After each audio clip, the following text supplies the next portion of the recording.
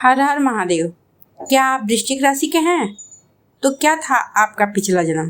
कहाँ थे आप? क्या कर रहे थे? और आपकी आत्मा कहाँ भटक रही थी? क्यों हैं आप इतने शक्तिशाली और रहस्यमयी व्यक्तित्व वाले? तो आइए आज इन्हीं सब सवालों के जवाब पाने की कोशिश करते हैं। देखिए, कहते हैं कि कुंडली में आपके पिछले जन्म की स्थिति लिखी होती है, यह कि आप पिछले जन्म में क्या थे। कुंडली हस्तरेखा या सामुद्रिक विद्या का जानकार जो होगा वो आपके पिछले जन्म की जानकारी के सूत्र को बता सकता है। देखिए, ये जो मैं बताने जा रही हूँ ये ज्योतिष शास्त्र की मान्यताओं पर आधारित है। ज्योतिष शास्त्र के अनुसार जब कोई भी व्यक्ति पैदा होता है तो अपनी भुक्त भोग्य दशाओं के साथ पिछले जन्म के भी कुछ सूत्र लेके आता है। ऐसा कोई भी व्यक्ति नहीं होता, जातक नहीं होता है जो अपनी भुक्त दशा और भोग्य दशा के शून्य में पैदा हुआ हो।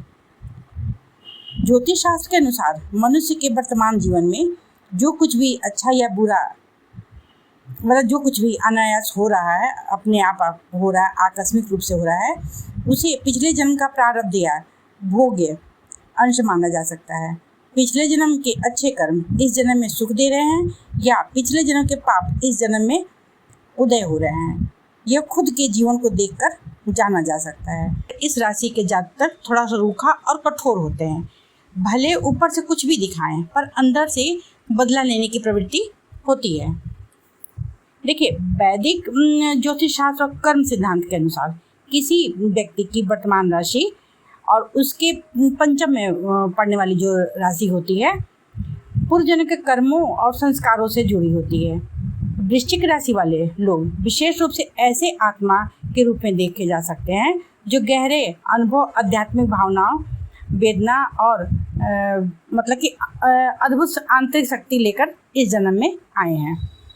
उन्होंने एकांत में साधना और ध्यान में अपना जीवन बिताया होगा, लेकिन शायद कोई अधूरी सिद्धि या इच्छा पीछे छूट गई होगी, क्योंकि 8वां भाव गुप्त भाव होता है। और मैंने बताया ना भी कि काल पुरुष की कुंडली में 8वां भाव में ही ये वृश्चिक राशि पड़ती है जो गुप्तता को बताती है।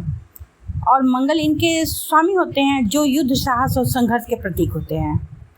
तो ये भी हो सकता है कि पूर्व जन्म में ये व्यक्ति एक वीर योद्धा या गुप्तचरी सेवा में कार्यरत हो, मतलब इनकी आत्मा, ठीक है, जिसने किसी मिशन को अधूरा छोड़ दिया हो या विश्वासघात झेला हो, उनके साथ विश्वासघात हुआ हो, इसलिए उसी अधूरी इच्छा को लेके ये इस जन्म में आए हैं।